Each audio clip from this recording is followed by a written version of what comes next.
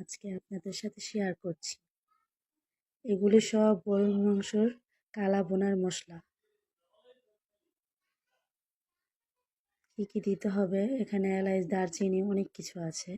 4 KG পরিমাণের মাংস নেওয়া হয়েছে। একটা পাতিলা ঢেলে নিয়েছি। পেঁয়াজ দেওয়া হয়েছে 1 কাপ। তারপর আপনার যে পেস্তা 1 কাপ। তারপরে এখানে দেওয়া হচ্ছে অনেক কিছু, আদা রসুন বাটা,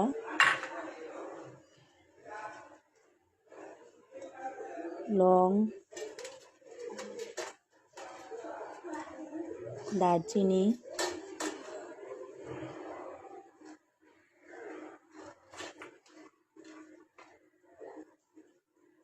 গোলমরিচ, টক দই,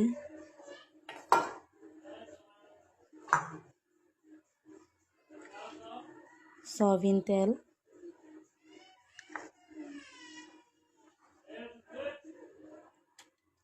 টমেটো সস,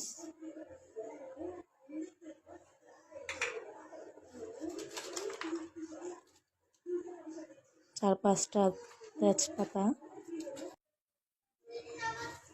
লবণ, হলুদ,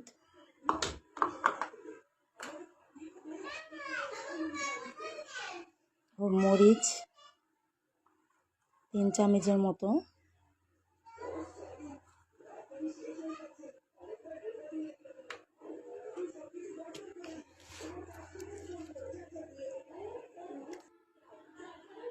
সরিষার তেল আগে কিছুটা পরিমাণ দেওয়া ছিল, তাই একটু কম দিলাম।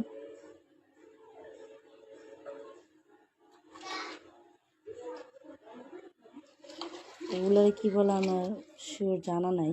তারপর ভালো করে মেখে 15 মিনিটের জন্য রেস্টে রাখলাম ঢেকে। ঢাকনা স্যার ঢেকে দিলাম। বাকি মশলাগুলো বেটে নিলাম, জয়ফল, জয়ত্রী, বাদাম, ধনিয়া। এবার চুলাতে বসিয়ে দিলাম। 15 মিনিট পর ঢেকে দিলাম। হাই হিটে অনেকক্ষণ রান্না করলাম, 10 মিনিটের মতো।